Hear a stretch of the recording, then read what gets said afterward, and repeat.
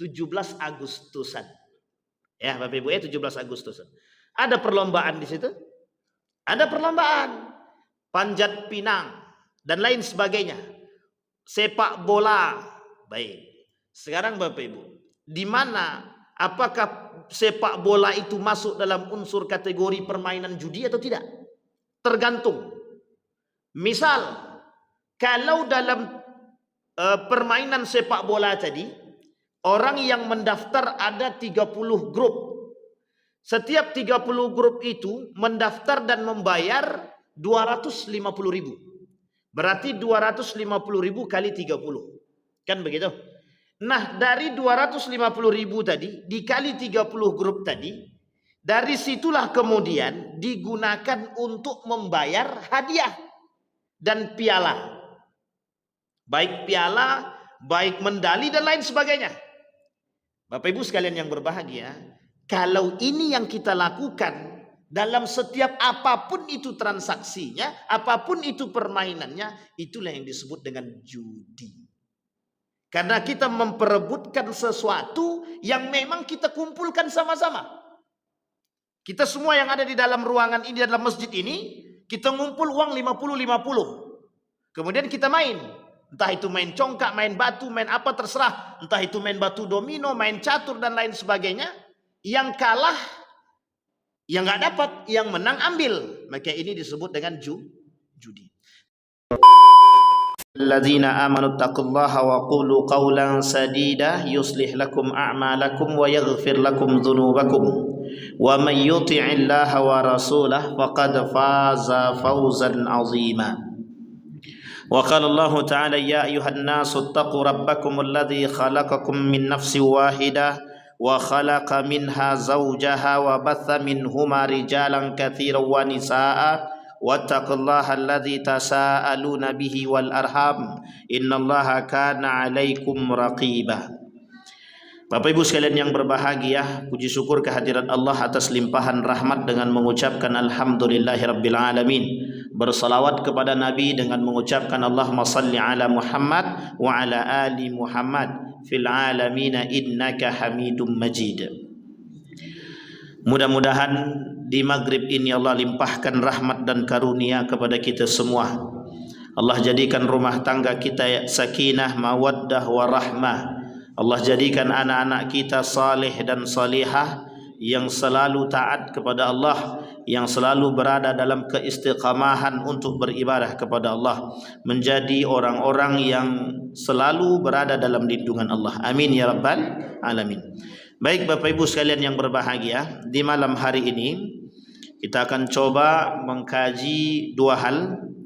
Yang pertama, kita akan coba mengkaji judi online, dampak daripada perbuatan judi online dan bagaimana hukum judi online tersebut. Itu yang pertama. Yang kedua, kita akan coba mengkaji, kalau waktu kita cukup, kita akan coba kaji game online. Bagaimana dampak dan perbuatan game online terhadap generasi kita. Begitu juga hukum game online tersebut seperti apa. Kita akan coba bahas terlebih dahulu. Maka kita coba mulai pada judi online. Bapak Ibu sekalian yang berbahagia, bahasa lain di dalam syariat itu, bahasa judi itu disebut dengan maisir. Maisir. Jadi Bapak Ibu sekalian yang berbahagia, di dalam satu transaksi itu bisa dikatakan mubah ataupun halal ataupun haram ketika, atau bisa dikatakan haram ketika ada 4 indikasi. Satu adalah riba, yang kedua ada gharar, yang ketiga ada tadlis, yang keempat ada maisir. Riba ini adalah sesuatu yang selalu kita ingatkan kepada kita semua. Riba itu adalah ziyadah, tambahan yang diharamkan oleh agama. Karena ada unsur apa di dalam riba itu? Ada unsur kezaliman. Sudah kita bahas.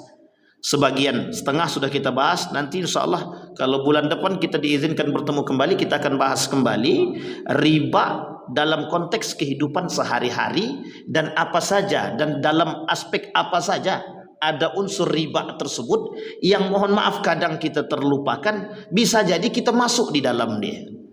entah itu dalam transaksi jual beli ataupun simpan pinjam. Itu yang pertama, riba. Yang kedua, ada yang disebut dengan gharar. Gharar ini tidak jelas, ketidakjelasan transaksi, yang di dalam transaksi tersebut ada unsur ketidakjelasan. Tidak jelas barangnya di mana, tidak jelas masaknya kapan. Misal kita jual buah mangga yang masih di pohon. Bapak Ibu tahu jual buah mangga yang masih di pohon sama dengan menjual ikan yang masih di kolam. Menjual ikan yang masih di dalam kolam, menjual durian yang masih di pohon. Oh, ini dulu banyak nih pertanyaan nih Bapak Ibu. Banyak sekali. Menjual ikan yang ada di dalam kolam, buah yang masih di dahatnya dan lain sebagainya, itu masih perdebatan para ulama. Dan ini adalah masuk dalam kategori gharar, artinya ketidakjelasan. Kemudian yang ketiga, ada yang disebut dengan tadlis. Tadlis itu penipuan, tipu daya atau penipuan. Bapak Ibu tahu yang dimaksud dengan penipuan, banyak unsur penipuan. Insya Allah, jika Allah mengizinkan di pertemuan yang akan datang kita coba bahas jual beli online. Itu banyak sekali unsur penipuannya, sehingga sebagian ulama mengatakan jual beli online itu haram. Tapi sebagian lagi mengatakan diperbolehkan dengan catatan unsur-unsur tadi tidak masuk dalam transaksi jual beli tersebut. Oke Bapak Ibu ya, ada namanya tadlis, penipuan. Kita beli baju, tapi penjualnya tak mau kasih tahu kalau baju itu ada kekurangan, ada lecetnya dan lain sebagainya. Kenapa kata mereka? Kalau seandainya kami jual, Ustaz, mesti orang tak mau beli, atau paling tidak harganya turun. Itu resiko. Tetapi kejujuran itu akan diganti dengan keberkahan yang lain. Itu sebenarnya mereka tak paham, yang tidak paham. Tetapi yang dipikirkan oleh manusia adalah untung rugi. Mesti betul. Paling tidak untungnya tak besar, jangan sampai kita rugi. Atau sebaliknya, tidak ada masalah kita rugi, tapi kita menjaga kejujuran. Tinggal pilih saja mau yang mana. Yang ditakutkan adalah tak mau rugi, tak mau jujur. Itu masalahnya. Nah, baik, maka dilakukanlah konsepnya, ada yang penipuan. Kalau kita beli online begitu Pak kadang-kadang. Dan sudah banyak yang tertipu. Beli barang online, di dalam fotonya bagus, bukan main. Sampai ke tempat, nah ini juga dampak daripada perbuatan atau transaksi jual beli online. Itu yang disebut dengan tadlis. Yang keempat, itulah yang disebut dengan maisir. Ada unsur judi. Sekarang Bapak Ibu sekalian yang berbahagia, sekarang kita tak bahas unsur judinya, tapi yang kita bahas adalah judinya itu sendiri. Zamakhsyari dalam kitab dia mengatakan makna maisir tersebut, artinya adalah gampang atau mudah. Maka perjudian ini Bapak Ibu sekalian yang berbahagia, kita ambil dulu. Apakah permainan-permainan itu semua mengandung unsur judi atau tidak? Dan ini juga ada standarnya Pak. Kita ambil contoh 17 Agustusan. Ya Bapak Ibu ya, 17 Agustusan. Ada perlombaan di situ? Ada perlombaan. Panjat pinang dan lain sebagainya. Sepak bola. Baik. Sekarang Bapak Ibu, di mana apakah sepak bola itu masuk dalam unsur kategori permainan judi atau tidak? Tergantung. Misal, kalau dalam permainan sepak bola tadi, orang yang mendaftar ada 30 grup. Setiap 30 grup itu mendaftar dan membayar 250.000. Berarti 250.000 kali 30. Kan begitu? Nah, dari 250.000 tadi dikali 30 grup tadi, dari situlah kemudian digunakan untuk membayar hadiah dan piala. Baik piala, baik medali dan lain sebagainya. Bapak Ibu sekalian yang berbahagia, kalau ini yang kita lakukan dalam setiap apapun itu transaksinya, apapun itu permainannya, itulah yang disebut dengan judi. Karena kita memperebutkan sesuatu yang memang kita kumpulkan sama-sama. Kita semua yang ada di dalam ruangan ini, dalam masjid ini, kita ngumpul uang 50-50. Kemudian kita main. Entah itu main congkak, main batu, main apa terserah. Entah itu main batu domino, main catur dan lain sebagainya. Yang kalah, yang nggak dapat, yang menang ambil. Maka ini disebut dengan judi. Tapi kalau cuma sekedar mohon maaf, ada orang yang memberikan hadiah. Misal saya keluarkan uang 30 juta untuk hadiah lomba sepak bola atau lomba voli, silahkan. Tak ada masalah. Semua mendaftar dan bermain dan bersaing. Maka Bapak Ibu sekalian yang berbahagia, dalam permainan ini itu tidak disebutkan permainan berunsurkan judi, tidak. Kenapa? Karena hadiahnya itu tidak diambil atau tidak diperebutkan dari duit daripada masing-masing grup. Nah, yang disebut dengan judi tadi adalah memperebutkan barang-barang yang ada di sekeliling kita dan kita pemain. Dan inilah yang kemudian yang tidak dibenarkan oleh Islam. Maka Bapak Ibu sekalian yang berbahagia, di dalam permainan itu banyak unsur-unsur yang kadang-kadang juga mengandung judi. Sekarang bagaimana kalau main batu domino Pak Ustaz? Batu domino, kami main batu domino, tapi kami tak pakai duit, cuman pakai jongkok aja. Ini kalau disampaikan tersinggung, kalau tak disampaikan dosa. Kita harus sampaikan. Kira-kira bagaimana Bapak Ibu? Hiburan itu dia tidak bisa langsung diharamkan. Dia ada bahasa hiburan, al-la'bu, menguntungkan atau tidak menguntungkan. Maka Bapak Ibu sekalian yang berbahagia, dalam pandangan para ulama berbeda. Ada yang mengharamkan karena kasus lahwudnya, ada juga yang tidak mengharamkan tapi memubahkan, ada juga yang memakruhkan. Ada hukum dia makruh, ada hukum dia mubah, ada dia hukum dia haram. Ada 3 hukum. Kalau haram, salah satu ulama yang mengharamkan mazhab Imam Ahmad bin Hanbal atau Hambali, itu mengharamkan apapun permainan dengan adanya taruhan. Apapun taruhannya, mau jongkok kek, mau apa kek dan lain sebagainya. Itu bisa dikategorikan haram. Tapi dalam kalangan madhab yang lain, Imam Abu Hanifah misalkan, dia tak mengharamkan. Imam Abu Hanifah tak main jongkok, artinya permainan ada unsur hiburan.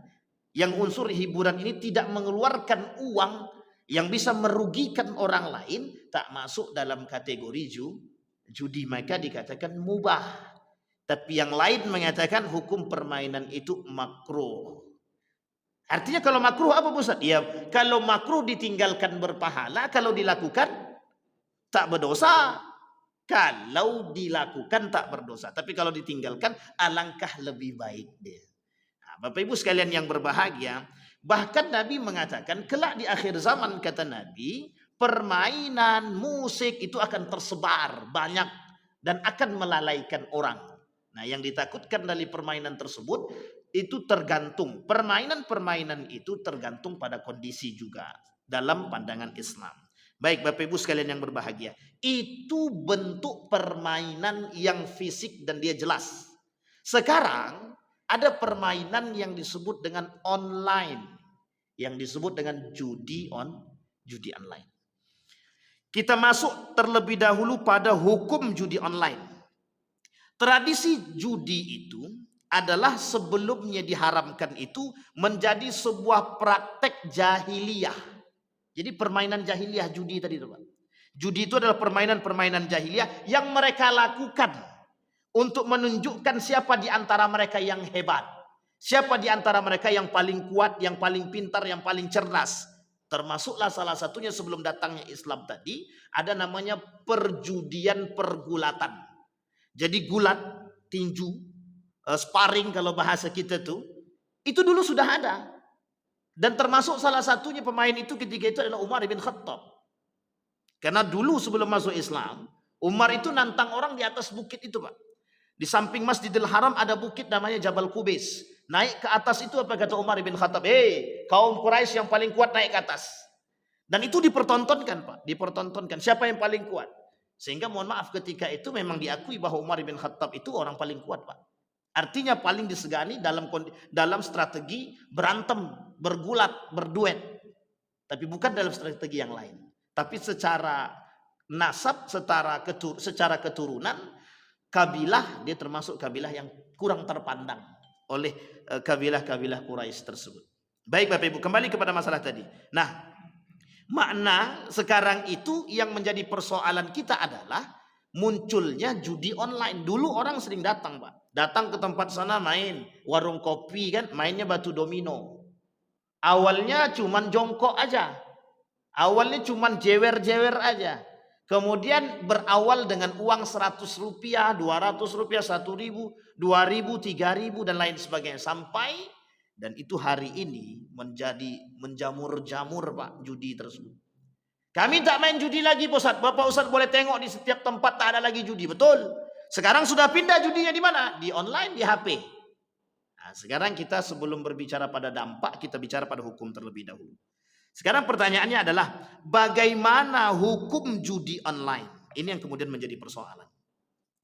Judi online dalam salah satu pandangan para ulama, misalkan kita ambil dalam madhabnya Imam Asy-Syafi'i. Imam Asy-Syafi'i mengharamkan apapun bentuk perjudian. Apapun bentuk perjudian.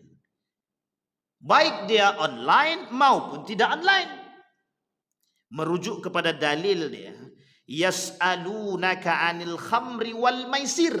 Kan dah jelas tuh Pak. Yas'alunaka 'anil khamri wal maisir. Bertanya mereka kepadamu wahai Muhammad tentang khamar, minuman keras yang memabukkan, dan kemudian maisir, perjudian. Qul fihima ismun kabir. Di dalam kedua itu kata Allah, katakan kepada mereka wahai Muhammad, di dalam dua tersebut ada dosa besar. Ismun kabir. Dia masuk dalam kategori kabair, dosa besar. Baik khamar dia dosa besar maupun perjudian dosa besar. Wa manafi'u linnas. Kadang-kadang memang ada manfaat bagi manusia tapi dosa besar. Wa ithmuhuma akbaru min naf'ihima. Tapi dosa dari kedua tersebut itu jauh lebih berbahaya daripada manfaat dia.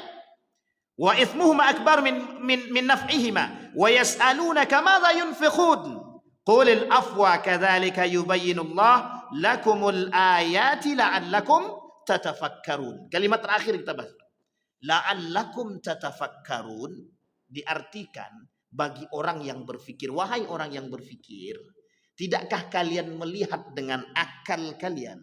Tidakkah kalian berfikir dengan akal? Tidakkah kalian mau mempelajari ilmu yang sudah aku turunkan, kata Allah? Tidakkah kalian mau mengikuti ilmu yang sudah diturunkan, syariat yang sudah diturunkan, agar kalian tidak mendekat kepada hal tersebut? Salah satu diantaranya adalah judi. Sampai di sini paham ya Bapak Ibu ya? Judi online. Judi online itu Bapak Ibu berbahaya, lebih berbahaya daripada judi yang jelas. Banyak dampaknya Bapak Ibu, nanti kita lihat. Itu yang pertama. Sekarang bagaimana pandangan para ulama-ulama yang lain terkait judi? Semua ulama, jumhur ulama sepakat tentang bahwa judi ini haram, tidak ada makruh. Tidak ada yang makruh, tidak ada yang mubah. Artinya judi apa Bapak Ibu? Haram. Keharamannya jelas tertulis di dalam Al-Quran. Hanya saja ada yang mengatakan ini bukan masuk dalam kategori dosa besar. Tapi jumhur ulama mengatakan semuanya itu masuk dalam kategori dosa besar. Sekarang bagaimana dengan pemahaman online-nya? Justru itu lebih diharamkan. Kenapa? Karena transaksi aksesnya lebih mudah didapat. Kalau dulu orang susah mencari tempat judi itu Pak. Harus pergi ke sana, jauh tempatnya kadang-kadang. Mungkin entah ke pasar bawah, entah kemana untuk pergi main judi. Dan mainnya pun endap-endap itu, diam-diam dia pergi. Nah, sekarang tak lagi, tak perlu. Bapak Ibu boleh lihat sekarang ini yang main judi online itu bukan sedikit lagi. Sudah banyak Pak yang main judi online itu. Baik, sekarang kita lihat hukum sudah. Sekarang apa dampak daripada perbuatan atau mohon maaf, apa dampak daripada judi online? Baik Bapak Ibu ya. Judi online itu dampaknya yang pertama, dampaknya besar. Yang pertama, judi online membuat manusia lupa dengan Allah. Artinya apa? Kedurhakaan mereka terhadap Allah. Kenapa? Karena mereka menentang Allah. Ketika diharamkan oleh Allah judi, mereka melakukan. Artinya mereka sudah tidak taat kepada Allah. Mereka tak patuh lagi kepada Allah. Mereka sudah tidak mau patuh kepada Allah. Innamal khamru wal maisir wal ansab wal azlam rijsun min amalis syaitan. Allah sebut di dalam Al-Quran. Lengkap Allah katakan. Rijsun min amalis syaitan. Yang kedua apa? Bahwa perjudian itu adalah permainan dan taktik syaitan. Tidak bisa itu Pak. Sudah tidak bisa dikompromi oleh agama. Tidak bisa dikompromi. Semua itu masuk dalam kategori perbuatan syaitan. Fajtanibur rijsa minal authan, maka jauhilah olehmu berhala-berhala yang najis itu. Yang ketiga, perjudian itu dianggap berhala yang najis. Kenapa begitu? Mereka memperebutkan sesuatu. Nih, barang nih. Artinya apa? Tujuannya jelas, harapan dia jelas. Artinya apa? Mereka berebut untuk mendapatkan itu. Artinya mereka berkelahi, berlomba untuk mendapatkan sesuatu yang haram. Dan barang haram itu di dalam agama itu disebut dengan barang najis. Disebut dengan barang najis yang haram. Dan ini Bapak Ibu, itu yang ketiga. Kita merujuk kepada kondisi kita hari ini Bapak Ibu. Indonesia itu masuk dalam kategori peringkat kedua. Peringkat kedua di seluruh dunia ini terbanyak main judi online. Itu Indonesia. Indonesia Pak. Bahkan mohon maaf Bapak Ibu sekalian yang berbahagia. Boleh Bapak Ibu lihat berita-berita yang sudah tersebar kan? Apa yang sudah tersebar? Anggota dewan bukannya duduk untuk rapat, tapi justru main judi online. Judi online. Apa yang terjadi? Yang terjadi adalah masa depan kita Pak mau digimanakan. Akhirnya apa yang terjadi dengan mereka? Mohon maaf. Kalah dia, pinjam uang ke sana ke sini, pinjam uang ke bank. Mohon maaf. Allah tidak meridhoi perbuatan mereka. Justru yang terjadi kebangkrutan kepada mereka. Bayangkan dampak dia Bapak Ibu. Mohon maaf. Dampak daripada permainan tadi. Itu merusak siklus sosial Pak. Merusak siklus sosial. Merusak siklus dalam tatanan sosial bermasyarakat. Orang yang asik dengan main judi dan kecanduan. Yang keempat Pak. Yang keempat. Orang yang bermain judi online ini mesti akan kecanduan, apalagi kalau menang. Oh, kalau menang candu kali. Kalau tak menang pun dia kecanduan. Coba lagi. Kita ambil contoh, main catur saja. Yang hobi main catur, main catur. Kalah kali dia akan coba lagi. Terus ternyata menang. Ketika menang masih pengen main lagi. Permainan itu begitu. Yang keempat tadi apa? Membuat orang candu terhadap permainan tersebut. Artinya apa? Kecanduan mereka terhadap dosa. Bukan kecanduan mereka terhadap yang baik-baik, tapi terhadap dosa. Masalah itu tidak masalah. Kecanduan terhadap dosa itu bukan lagi masalah. Itu sudah berbahaya. Bayangkan Bapak Ibu sekalian yang berbahagia, duduk rame-rame, diam semua, tak kira ngapain, ternyata cuma main judi. Dan Bapak Ibu sekalian yang berbahagia, nanti dampaknya pada apa? Pinjaman online. Nanti kita bahas Bapak Ibu. Pinjol. Dampak daripada perbuatan tersebut, kalah dia gadai rumah dia. Orang yang bermain judi, itu otaknya sudah dipengaruhi oleh syaitan. Otak dia sudah dipengaruhi oleh setan, mental dia dipengaruhi oleh setan. Apa yang terjadi? Kalah dia bisa stres Bapak Ibu. Orang main judi apalagi kalau mohon maaf kalahnya tak sedikit, besar. Taruhan. Kita ambil contoh. Kira-kira nih saya tanya sama Bapak Ibu, kira-kira saja. Besok itu ketika ada pilkada besok, ada enggak kira-kira yang taruhan? Coba bayangkan Pak. Pilkada saja ada ajang taruhan. Piala dunia yang buka taruhan bukan sedikit, banyak. Tapi apa yang terjadi? Ketika mereka kalah stres. Karena taruhannya tak sedikit Pak. Artinya apa? Orang yang pengen cepat kaya dengan cara yang salah. Orang yang pengen cepat kaya dengan cara yang tidak diridhai oleh Allah. Kalaulah seperti ini kita biarkan, oh ini masalah Pak, mental daripada anak-anak dan generasi yang akan datang rusak. Mental kita rusak. Sekarang Bapak Ibu boleh lihat, ngapain anak-anak pegang HP? Ada anak tidak dikasih HP sama orang tuanya, dibunuhnya orang tuanya Pak. Orang tuanya dibunuhnya. Ada anak ditegur oleh gurunya gara-gara main judi online, gurunya yang dipukul Pak. Tidak suka deh. Coba bayangkan pengaruh daripada kecanduan Pak. Para psikolog mengatakan orang yang sudah bermain dengan judi, apalagi sekarang bermain dengan judi dan mudah pakai online, itu tingkat kecanduannya lebih tinggi daripada main judi yang mohon maaf yang bukan online. Orang psikologi Pak yang mengatakan, para psikolog mengatakan demikian.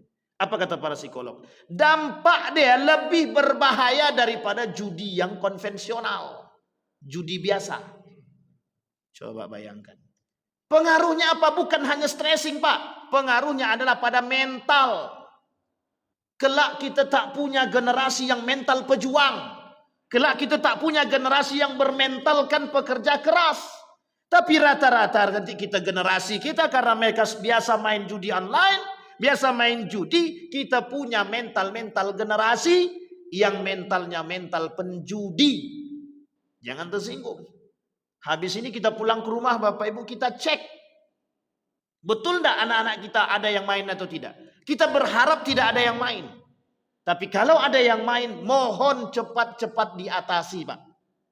Karena itu sangat berbahaya. Sangat berbahaya. Ketika mereka kalah dalam judi, mereka akan cari pinjaman Pak. Mereka akan minta ke orang tuanya duit. Kalau orang tua tidak kasih duit, orang tua dia tak kasih uang, maka dia akan cari pinjaman dengan cara yang lain Pak. Dan ini terjadi Pak. Baru-baru ini, mungkin belum lama, 1 bulanan yang lalu, itu ada orang datang ke rumah cuma pinjam uang. Setelah kita usut Pak, ternyata main judi online. Dan ternyata setelah main judi online dan dia kalah, kemudian dia pinjam uang, pinjam online. Memang tidak pakai, mohon maaf, tidak pakai persyaratan. Tapi mohon maaf Bapak Ibu, apa yang terjadi? Ternyata dia tak sanggup bayar hutang dia karena pinjamannya besar, dan mohon maaf, dampak daripada perbuatan dia pinjaman online tadi, dia tak bisa bayar, disebarkanlah foto dia, dimatikan karakter dia, mental dia, foto dia dibuat tidak pakai baju, telanjang Pak, mohon maaf, itu editing, meskipun editan, tapi kalau disampaikan kemanapun itu mematikan karakter orang. Dan disebarkan, si Anu ini tidak mau bayar uang, tidak mau bayar hutang. Wahai manusia yang ada di muka bumi ini, kalau lihat orang seperti ini, tolong kasih tahu kami. Kira-kira mental kita kena nggak Pak? Coba bayangkan, ketika kita disebarluaskan begitu. Baik. Yang pertama Bapak Ibu, itu masuk dalam kategori perbuatan syaitan, judi. Yang kedua, dia perbuatan yang tidak taat kepada Allah. Tak taat kepada Allah. Mereka artinya apa? Membangkang daripada Allah. Makanya judi itu kenapa dikatakan dosa besar? Karena mereka sedang keluar daripada ketaatan mereka kepada Allah. Dan itu berat.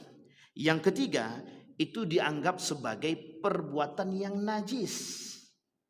Najis. Jadi judi itu karena haram, dan perbuatan yang haram itu sebagian ulama mengatakan masuk dalam kategori perbuatan najis. Warrujza fahjur, dan perbuatan dosa tinggalkanlah apapun bentuk dosa dia. Baik. Kemudian Bapak Ibu sekalian yang berbahagia, inna ibadi laisa laka alaihim sultanun illa man ittaba'aka minal ghawin. Sesungguhnya hamba-hambaku tidak ada kekuasaan bagimu terhadap mereka kecuali orang-orang yang mengikuti kamu, yaitu orang-orang yang sesat. Yang kelima, termasuk kategori pelaku perbuatan sesat. Dianggap orang yang bermain judi ini sedang tersesat. Sedang tersesat. Baik Bapak Ibu. Sekarang secara psikologi sudah saya sampaikan, secara agama sudah saya sampaikan. Sekarang bagaimana dampak dia pada keluarga? Kita lihat dampak pada keluarga Bapak Ibu. Seorang yang pemain judi itu mesti emosional. Rumah tangga dia tidak akan pernah diberkahi oleh Allah, tidak akan pernah. Pemain judi, rumah tangga dia tidak akan pernah diberkahi oleh Allah. Jadi hati-hati dengan judi, apapun itu. Berarti kami harus menghindari dia, wajib, bukan harus Pak, wajib. Fahjur kata Allah itu tinggalkan apapun bentuk perjudiannya. Sekalipun mohon maaf sabung ayam. Sekalipun. Ini menjadi sebuah tradisi Pak. Sabung ayam menjadi sebuah tradisi. Yang pertama mereka telah menyakiti makhluk Allah, ayam. Kemudian mereka berdosa, yang kedua mereka jadikan perjudian. Dua-dua Pak. Yang ketiga, mesti mereka lalai dengan waktu sholat mereka. Bahkan mungkin mereka tak sholat. Berapa banyak dosa yang mereka buat. Oke Bapak Ibu. Bisa dipahami ya Bapak Ibu ya. Baik. Kalau kita merujuk kepada kasus anggota dewan itu Bapak Ibu. Kenapa banyak yang stres? Karena mereka, mohon maaf, banyak aset mereka itu yang mereka gunakan, mereka jual untuk mendapatkan uang, dan uang tadi mereka gunakan untuk main judi, dan judi itu ternyata mereka kalah. Bapak Ibu, ada yang tersembunyi di balik perjudian itu Bapak Ibu. Kalau perjudiannya skala besar itu tidak mungkin mudah menang, itu tidak mungkin Bapak Ibu. Kenapa? Karena perjudian itu juga bagian daripada penipuan. Kalau Bapak Ibu tak percaya, boleh datang. Datang kemana? Kasino-kasino. Dulu terbesar ada di Batam. Nah, kasino-kasino itu banyak di Batam dulu Pak. Di Pekanbaru ada Pak? Ada juga? Di mana Pak? Masya Allah, itu kita tuntut Pak. Nanti kita mintakan kepada gubernur yang baru, siapapun dia, tutup. Apapun bentuk kasinonya, tutup. Kalau berani. Kan gitu Pak. Baik, kasino. Bapak boleh lihat permainan-permainan itu, yang permainan-permainan itu semuanya ada unsur penipuan. Permainan skala besar, perjudian yang skala besar itu tidak mungkin mudah begitu saja kita menang Pak. Tidak mungkin. Baik itu remi, baik itu apapun permainannya, tidak mungkin kita mudah menang Pak. Mesti ada triknya dan mesti ada penipuannya. Setelah banyak pendapatan dia, baru nanti dimenangkan 1 atau 2 orang. Kalau tidak ya sudah. Kenapa demikian? Ya nggak mungkin orang yang mengadakan tempat itu mau rugi juga Pak. Tidak mungkin. Sangat tidak mungkin sekali. Jadi berapa banyak unsur penipuan yang mereka lakukan. Tetapi mengapa kok masih banyak yang datang ke sana? Disinilah yang disebut dengan jahiliyah. Berarti orang yang main judi itu jahiliyah Ustaz? Iya. Artinya apa? Mereka mengikuti tradisi jahiliyah tapi terlambat. Jahiliyah itu dulu, zaman dulu sebelum Islam datang. Berarti seharusnya ketika Islam sudah datang mereka tak bermain lagi dengan tradisi jahiliyah. Tapi kok mereka masih bermain Pak Ustaz? Berarti mereka penganut ajaran tradisi jahiliyah yang terlambat. Coba Bapak Ibu bayangkan. Baik. Nah Bapak Ibu sekalian yang berbahagia. Ini poin penting bagi kita untuk memahami. Nah, sekarang apa yang harus kita lakukan terhadap orang-orang yang bermain dengan judi online ataupun judi konvensional. Yang pertama, kalau dia adalah dari keluarga kita, maka apapun caranya jangan sampai dia bermain. Jangan kasih HP, ajak dia untuk, mohon maaf, mungkin bisa ke masjid, ikut sholat, berikan dia aktivitas-aktivitas yang bermanfaat, entah itu masukkan dia kursus dan lain sebagainya. Karena kadang-kadang Bapak Ibu, orang tua yang memfasilitasi. Dan mohon maaf, kadang-kadang orang tua tidak tegas, Pak.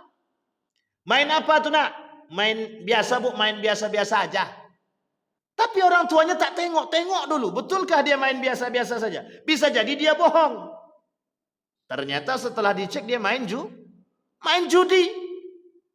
Bayangkan Pak, bagi seorang suami yang baru menikah, kecanduan main judi online, anak istri dia tidak dikasih makan, duitnya habis terus karena kalah. Dan kalaupun dia menang, apa yang dia kasih kepada anak istri dia? Yang dia kasih kepada anak istri dia adalah makanan-makanan yang haram. Adna yustajabalah, kata Nabi. Orang yang memakan makanan haram, mat'amuhu haram, malbasuhu haram, yang dimakan dia haram, yang diberikan dia haram, yang dipakai dia haram, anna yustajabalah. Doa dia tak akan pernah dipanjatkan dan dikabulkan oleh Allah. Tidak akan. Rumah tangga tidak akan pernah berkah. Mesti ada yang hilang.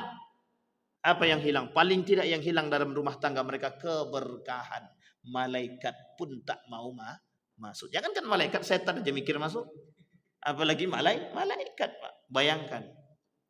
Nah, ini penting Pak untuk diingatkan anak-anak kita Pak. Karena memang perkembangan teknologi. Hari ini perkembangan teknologi ini harus bisa kita hadapi dengan bijaksana. Kalau kita tidak bijaksana, kita yang ikut terjerumus. Mohon maaf Bapak Ibu, dengan teknologi ini kita bisa mengakses apapun. Termasuk menyebarkan aib orang lain pun kita bisa. Bahkan mohon maaf, melakukan fitnah terhadap orang lain pun juga bisa. Baik Bapak Ibu sekalian yang berbahagia, itu pada poin judi online. Saya nak masuk pada game online sudah berbunyi pula. Masih panjang kan Bang? Insya Allah. Baik. Kita permukaan saja Bapak Ibu. Kita buka sedikit. Sekarang pertanyaannya adalah Bapak Ibu yang kedua. Tadi poin pertama kita sudah, sekarang poin kedua. Game online. Bagaimana kasus game online ini Bapak Ibu? Sekarang ini apakah game online itu haram atau makruh atau mubah? Ini yang menjadi persoalan kita hari ini. Sebelum kita beranjak kepada hukum Bapak Ibu, kita masuk kepada dampak daripada game online. Dulu permainan anak-anak kita bola Pak. Kemudian kalau perempuan main congkak. Sekarang tak ada lagi orang main congkak kan Pak. Tak ada lagi orang main, mohon maaf, karet-karetan itu, putar-putaran itu. Dulu orang hobi senang main itu Pak. Main kelereng, apa nama kelereng nih? Guli. Main guli, main cakak. Bapak Ibu betapa senangnya kita melihat anak-anak kita bermain. Berinteraksi antara satu dengan yang lain. Dalam permainan tradisional. Tidak berpikir bagi mereka untuk mencari hal-hal yang negatif itu tidak ada Pak. Mereka hanya pengen bermain, mereka cuma pengen senang. Sekarang Bapak Ibu kita artikan dulu. Game itu di dalam bahasa Arab disebut dengan al-la'bu. Al-la'bu ini bagian daripada hiburan. Pertanyaannya adalah, hiburan seperti apa yang diperbolehkan dan hiburan seperti apa yang diharamkan. Nah sekarang nanti kita kaji itu. Sekarang pertanyaannya dampak daripada perbuatan permainan. Bapak Ibu sekalian yang berbahagia. Anak-anak yang bermain game online punya dampak negatif, begitu juga dampak positif. Dampak negatifnya yang pertama Bapak Ibu, ketika mereka bermain game online. Yang pertama, mereka akan terlalaikan. Itu yang pertama. Yang kedua Bapak Ibu, kita tidak lagi bisa melihat anak kita bersosial dengan masyarakat. Baik dengan tetangga, baik dengan kawan. Jangankan dengan tetangga dan kawan Bapak Ibu, dengan bapaknya saja dia tak kenal. Dengan mamanya saja dia tak tahu. Kita ngajak ngomong saja dia tak sadar. Anak kalau sudah pegang HP, hilang konsentrasi, hilang fokus dia Pak. Terhadap kita itu hilang. Kenapa saya katakan hilang konsentrasi terhadap kita? Dia fokus kepada apa yang dia pegang. Dan ini oleh para psikolog mengatakan itu berdampak negatif terhadap anak itu sendiri. Maka Bapak Ibu sekalian yang berbahagia, anak kecil yang ketika dia lahir kemudian diajarkan main HP, mohon maaf, saya sudah banyak temukan Bapak Ibu. Dan ini nyata termasuk keluarga saya. Anaknya sampai hari ini berumur 3 tahun dan 4 tahun belum bisa bicara. Belum bisa bicara. Itu belum psikologi Pak, baru pada lisan dia saja. Dan itu juga psikologi sebenarnya. Harus diterapi Pak, diterapi. Sudah 1 tahun diterapi, baru ada perubahan sedikit-sedikit. Dan itu anak daripada abang saya Pak. Coba bayangkan. Artinya apa? Dampak HP, belum gamenya Pak, baru HP-nya. Kadang apa sih yang dilihat oleh anak di HP itu? Yang kedua Bapak Ibu, ketika anak main HP, kita lihat dulu Pak. Yang ditontonnya apa? Dan itu terekam Pak, mohon maaf. Di dalam HP ini Bapak Ibu sekalian yang berbahagia, itu mudah bagi mereka untuk mengakses itu yang baik ataupun yang tidak baik. Kalau kita tidak bisa filter, kalau kita tidak bisa melakukan pemilahan, mohon maaf Pak. Ini kejadian nyata Pak, kejadian nyata. Seorang anak berumur 2 tahun baru bisa bicara, kalimat pertama yang diucapkan apa? Babi. Apa dia kata? Sudah tahu dia binatang babi Pak. Dari mana kau tahu? Di HP kata dia. Nah, coba bayangkan. Apa kata anak itu kepada bapaknya? Pak, bapak kok kayak babi ya?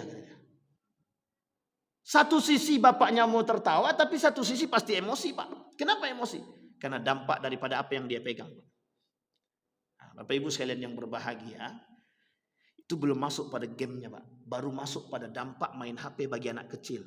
Artinya apa? Interaksi dia dengan kita berkurang. Kalau zaman dulu, mohon maaf Pak, mohon maaf. Mencari anak yang susah bicara tuh sulit Pak, sulit. Mencari anak yang susah jalan tuh sulit. Kenapa? Karena mereka, mohon maaf, anak-anak zaman dulu ndak ada HP Pak. Apalagi zaman bapak-bapak waktu dulu kecil. Kecil saja manjatnya pohon, itu masih kecil Pak. Kalau sekarang jangankan pohon Pak, manjat kasur aja susah. Coba bayangkan oleh Bapak. Artinya apa? Berdampaknya besar. Baik Bapak Ibu sekalian yang berbahagia. Kita stop di sini insyaallah di pertemuan yang akan datang, di bulan yang akan datang. Dengan izin Allah kalau kita ketemu lagi, kita akan sampaikan kembali kasus game online, game online kemudian pinjaman online. Sampai nanti sesuatu yang berkaitan dengan hal-hal yang ribawi insyaallah. Mudah-mudahan bermanfaat bagi kita semua, mudah-mudahan bisa dijadikan panutan bagi kita, mudah-mudahan bisa menjadi standar bagi kita untuk melihat kebaikan dalam setiap permainan-permainan tersebut. Terkhusus kita bisa memfilter buat anak-anak kita agar bisa mengakses sesuatu yang bermanfaat dan positif. Mudah-mudahan bermanfaat. Fa'tabiru ya ulil absar la'allakum tuflihun. Assalamualaikum warahmatullahi wabarakatuh.